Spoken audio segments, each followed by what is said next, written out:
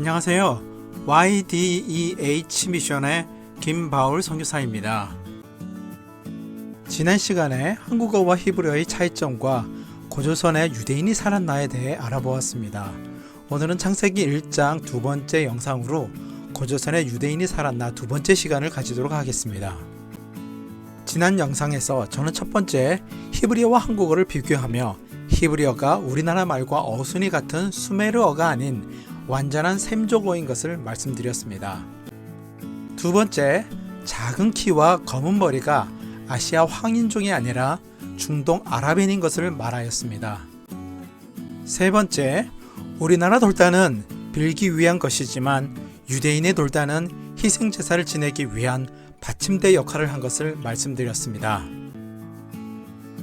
네 번째, 한반도에서 발견된 고대 히브리 문자입니다. 기원전 1000년경 솔로몬 시대에 유대인들은 전 세계를 다니면서 무역을 한 기록이 있습니다. 열왕기상 9장 26절에는 솔로몬 왕이 에돔 땅 홍해 물가의 엘록 근처 에시온 게벨에서 배들을 지은지라 라고 하며 무역을 하기 위한 배를 지었습니다. 그리고 10장 22절에는 왕이 바다에 다시스 배들을 두어 히람의 배와 함께 있게 하고 그 다시스 배로 3년에 한 번씩 금과 은과 상아와 원숭이와 공장을 실어 왔음이더라고 하면서 국제 차원으로 중개 무역을 한 것을 볼 수 있습니다. 이러한 국제 무역은 솔로몬 이전 시대부터 막대한 부를 벌어들이는 유대인 상인이 있었기 때문에 국가 차원의 국제 무역을 시작한 것입니다. 기원전 586년 남왕국 유다가 바벨론에 의해 멸망하고 유대인은 장사를 할 수밖에 없는 처지가 되어버렸습니다. 이 시기에 많은 유대인이 세계 각처로 퍼져 상업을 하였습니다. 세계 역사가들은 기원 후가 될 때까지 약 1000년 동안 아시아와 유럽 그리고 아프리카와 같은 대륙간 무역을 한 사람은 세계 역사에서 유대인이 유일하다고 합니다. 이 시기는 고조선 시대와 일치합니다. 유대인 장사치들이 아시아 곳곳을 다녔습니다. 또한 아프리카, 유럽까지 그들은 갔습니다. 그리고 장사를 위해 일정한 곳에서 정착하여 산 유대인들이 있었을 것입니다.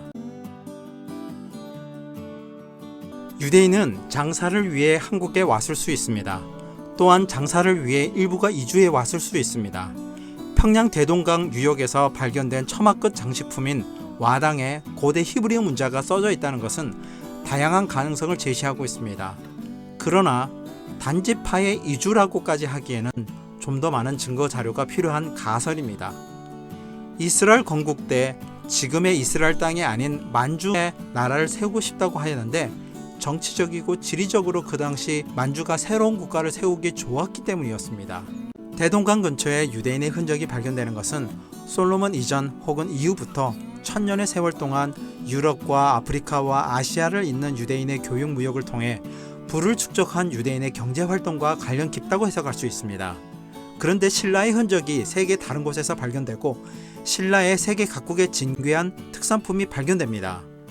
신라가 직접 그러한 교육을 한 것이라기보다 유대인을 통한 것이라는 것이 지배적입니다. 이유는 신라가 그렇게 전 세계를 무대로 무역을 하였다는 증거가 나오지 않기 때문입니다.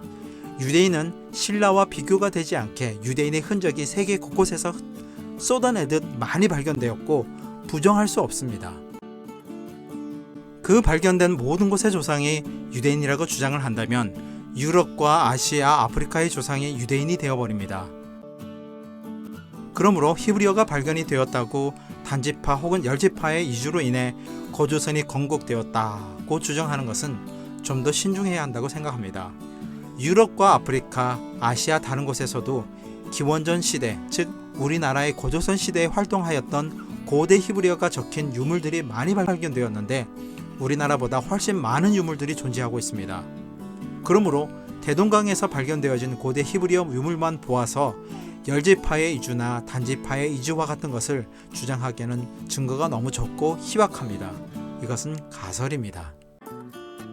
그리고 유대인이 거주하는 집은 우리와 같은 처마가 있는 구조가 아니었습니다. 유대인은 다른 셈족집의 양식과 동일한 모습으로 살았습니다. 그림에 보이는 집 모형은 Harvard University Semitic Museum, 하버드 대학의 셈족 박물관에 있는 셈족들의 집 구조인데 유대인도 이와 동일한 모습으로 살았습니다. 1층은 짐승들이 밤에 잠을 자는 곳입니다. 그림을 보면 양이 이렇게 있습니다. 사다리를 타고 2층에 올라가면 사람이 잠을 자고 머무를 수 있도록 만들었습니다. 1층에는 창문이 없었고 2층에 작은 창문이 있었는데 성경에 굴뚝이라고 번역한 것은 이 2층 창문을 말하는 것입니다. 예수님이 탄생할 때 마구간에서 태어나신 것이 따로 마구간이 있어서 그곳에서 탄생한 것이 아니라 2층에서 잠을 잘 수 있는 인원의 한계가 넘었기 때문에 어쩔 수 없이 1층에서 잠을 청해야 했는데 마침 새벽에 아기가 태어나 버린 것입니다. 3층 옥상으로 올라가기 위해서 2층에서 사다리를 통해 옥상으로 이동 가능하였습니다. 유대인의 집은 우리나라와 같은 기와 지붕이 없습니다. 옥상은 2층으로 올라갈 수 있고 외부 밖에서 올라갈 수 있도록 만들기도 하였는데 이곳에서 기도나 여러가지 일상적인 일을 하였습니다. 신명기 22장 8절에는 지붕에 난간을 만들어서 사람이 떨어지지 않게 하라고 하였습니다. 모세 이후 1500년이 지난 기원 후 1세기에 쓰여진 사도행전 10장 9절에는 베드로가 기도하러 지붕에 올라가니 그 시간은 제6시였더라 라고 하면서 모세 시대와 같은 집 구조를 유지하고 있는 것을 볼 수 있습니다. 샘족 계통의 사람들은 지붕에 기와가 있는 문화가 아닙니다. 기와가 있는 문화는 중국과 한국, 일본 문화가 주류를 이룹니다. 유대인은 고조선과 다른 집 구조를 가지고 있었습니다. 이와 같이 와당이라는 것이 생소한 문화를 가진 유대인이 기와가 이어진 처마 끝에 동그라미 모양의 그림이나 글자를 써넣는 와당에 히브리어를 써넣었다는 것은 와당을 사용하는 지배적인 문화에 유대인이 동화되어 살았다는 것을 의미할 수 있습니다. 즉, 주도 세력이 아니었던 것입니다. 그리고 히브리 문자는 페니키아 문자에서 출발하여 모두 18번의 변화 과정을 거쳤는데 대동강에서 발견된 와당에는 그렇게 변하고 있는 9번째에서 12번째 종류의 히브리어가 발견되었습니다. 즉, 오랜 기간 중동에 있는 유대인과 교류가 있었기 때문에 4가지 종류의 번천하는 히브리 문자가 발견된 것이고 단지파에 이주하였다면 이스라엘에 변하는 글자를 알지 못하였을 것입니다. 단 한 가지 종류밖에 발견이 되지 않았을 것입니다. 단지파일 가능성은 없고 장사하는 사람 혹은 중동의 유대인과 접촉 가능한 다른 유대인이 정착민이었을 가능성이 높습니다. 그러므로 와당에 히브리어가 쓰여진 것을 통해 단지파의 이동이나 고조선이 혹은 고구려의 중심이 유대인이었다는 가설은 고려해 보아야 할 것 같습니다. 세계를 다니며 장사를 하였던 유대인이었을 가능성이 크고 정착하여 살았다 하더라도 유대인이 한국에 끼친 영향을 찾기에는 자료가 너무 적습니다. 지금까지 나온 자료를 가지고 너무 큰 그림을 그리지 않는 것이 합리적이고 객관적인 분석이라고 생각합니다. 이스라엘 정부는 1948년 5월 14일 공식적으로 정부가 세워진 이후부터 정부 차원으로 잃어버린 단지파를 찾고 있습니다. 세계 곳곳의 정보를 모아 검증을 하는데 우리나라의 자료 같은 경우에는 몇 번의 검증 절차를 벌이는 과정에서 이스라엘에서 사역을 하고 있는 한국 선교사의 도움을 받아 한국에서 나온 와당 자료의 정확성을 다시 한번 검증한 적이 있다고 합니다. 과거에 이 선교사와 선분이 있었던 사람에게 자신의 경험을 증언한 것에 의하면 우리나라일 가능성보다 일본일 가능성이 더 크게 보고 있었다고 합니다. 그만큼 일본 문화에는 유대 문화와 간섭의 잔재가 많이 남아 있습니다. 일본인 가운데는 자신이 유대인의 후손이라 믿고 매년 이스라엘에 절기를 다녀오는 사람도 있고 인류 동정론, 즉 사라진 10지파가 일본에 살았을 가능성을 쓴 책까지 존재하고 있습니다. 일본이 잃어버린 10지파 혹은 단지파라 할 수 있는 증거는 없지만 가능성이 큰 몇 개의 종족 가운데 하나라고 합니다. 고조선은 희박합니다. 잃어버린 단지파에 대한 단서는 우리보다 이스라엘이 더 간절하고 더 적극적으로 찾고 있기 때문에 이스라엘 정보부의 정보가 훨씬 더 정확할 수 있는데 우리나라와 일본일 가능성은 언제나 열어두고 있지만 결정적인 증거가 너무 부족하다고 합니다. 다른 유력한 종족 몇 개가 있는데 한반도 혹은 일본에서 찾은 유대인과 관련된 문화나 자료보다 수십 배, 수백 배 이상의 증거물들이 쏟아져 나왔기 때문에 이스라엘 정부는 그곳에 관심을 두고 있는 상황인 것으로 알고 있습니다. 한국에서 출토된 히브리어는 유대인이 한반도에 살았다는 다양한 해석이 나올 수 있지만 단지파가 고조선일 가능성에 대한 결정적인 증거가 될 수 없습니다.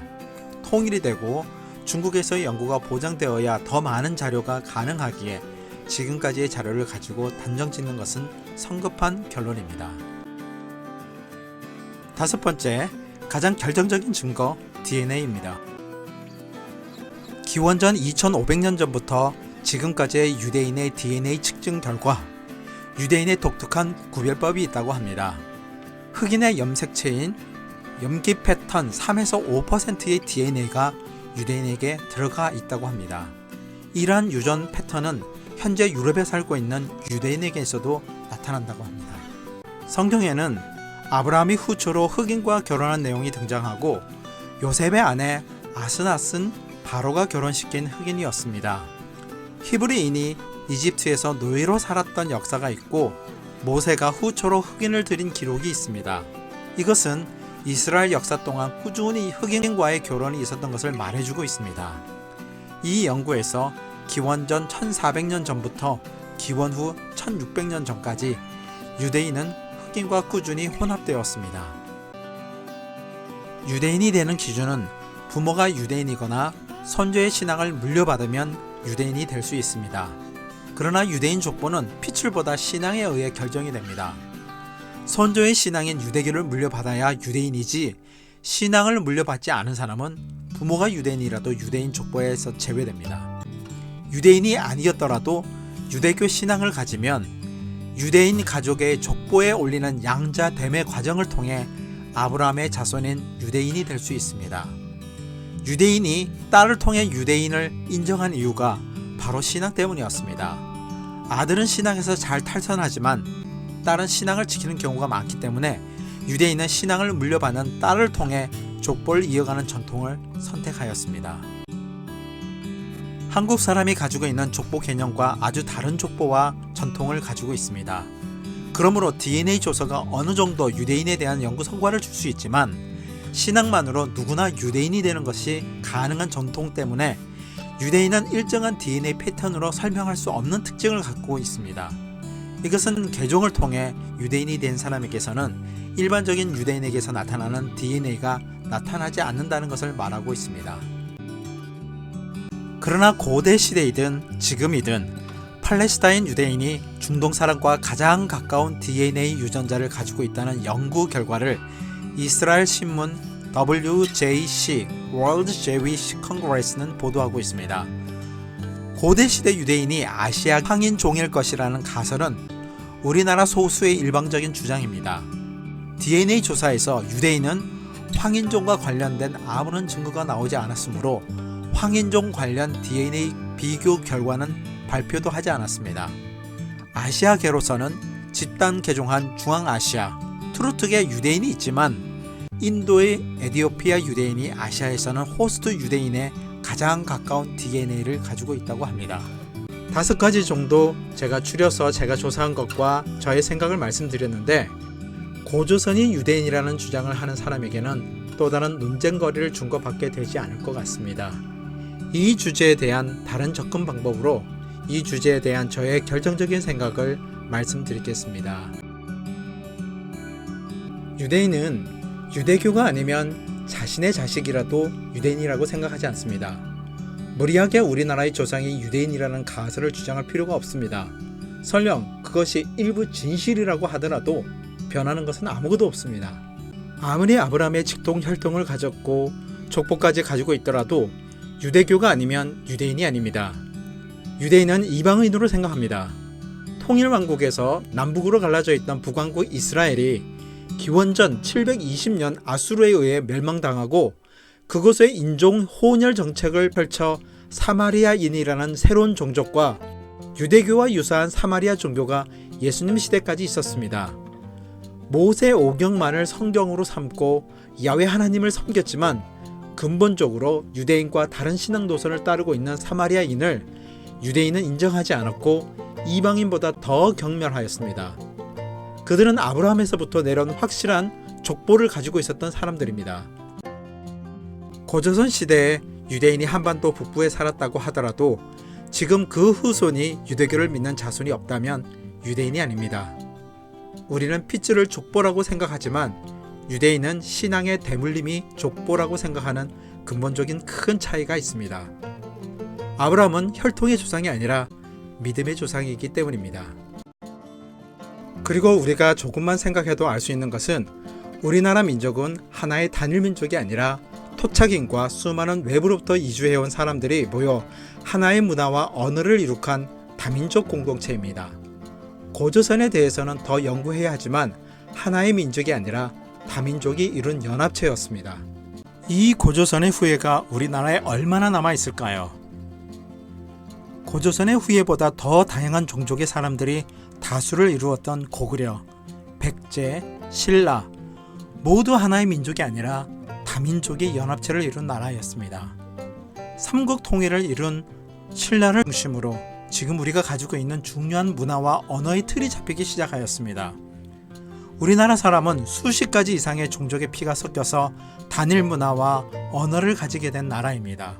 그것도 전쟁을 통해 최종 우승한 세력에 의해서 주도적인 우선권이 있었지만 모든 종족의 특성이 우리에게 녹아 있습니다.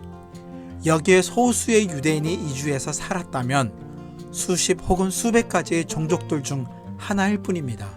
우리는 수많은 종족이 더불어 하나의 언어와 문화를 만들었고 우리의 정체성을 재창조한 한국 사람으로 살면 됩니다. 고려가 통일을 한 이후 1000년 동안 하나의 문화와 언어로 통합하고 유지한 나라는 일본과 한국에 유일할 정도로 세계에서 유래를 찾아보기 어려운 사람들입니다. 수많은 종족의 특성을 모두 녹아 하나의 민족으로 탄생시킨 대단한 적응력을 가지고 있는 사람들입니다. 이것이 국민을 하나로 묶을 수 있는 대단한 자긍심이지 않을까요? 몽골의 침입으로 고려시대의 정치적 목적으로 단군 신화를 중심으로 단합과 화합을 하고 침략에 대항하는 구심점으로 삼았습니다. 고조선은 한반도에 생겨난 최초의 국가 형태라는 상징성을 가진 것이지 실제로 고조선의 자손이 우리 속에 얼마나 있겠습니까? 흉노족 중심의 다민족이었던 신라가 삼국을 통일하였고 고구려와 발해 유민을 중심으로 다민족이었던 고려가 세워져 후백제와 신라를 통일하였고 이것이 조선으로 이어졌고 대한민국이라는 나라에 오늘날 우리가 살고 있습니다. 이것이 지금 우리의 역사입니다. 수많은 종족들이 모여 어우러져 우리가 되었고 수많은 언어가 모여 하나의 언어로 서로 영향을 주고받으며 우리가 사용하는 말이 되었습니다. 뿌리를 찾는 것은 중요하지만 현실적으로 우리나라는 고조선이라는 뿌리와 상관없이 외부로부터 흘러들어온 외부인이 절대적 다수를 차지하는 다민족이 하나의 민족으로 어우러진 나라입니다. 고조선 왕족의 후예 계보, 이것을 이은 신라 왕족 혈통, 고구려가 또 그것을 이어오고 조선이 이어오고 등과 같은 정통성을 증명하려는 시도가 저와 같은 생각을 가진 사람에게는 의미가 없습니다. 고조선은 단지 한반도 최초의 국가라는 타이틀을 가지고 있고 정치인이 단골처럼 국민 화합을 위한 정치적 구심점으로 사용하고 싶어하는 것입니다. 고조선은 정권 유지와 단합을 위해 이용하는 도구로 이용당해 왔습니다. 그 고조선이 유대인이 주인공이라 우겨도 변하는 것은 아무것도 없고 얻는 것도 아무것도 없습니다. 이렇게 해서 한국의 기원이 유대인이라는 가설에 대한 저의 생각을 설명하였습니다. 제가 탁월하게 설명하지는 못하였지만 오랫동안 이러한 주제에 대하여 관심 있게 보아왔기 때문에 저의 생각을 정리해서 나누었습니다. 다음 영상에서는 창세기 1장의 천지창조와 관련된 창조론 논쟁들을 다루도록 하겠습니다. 감사합니다.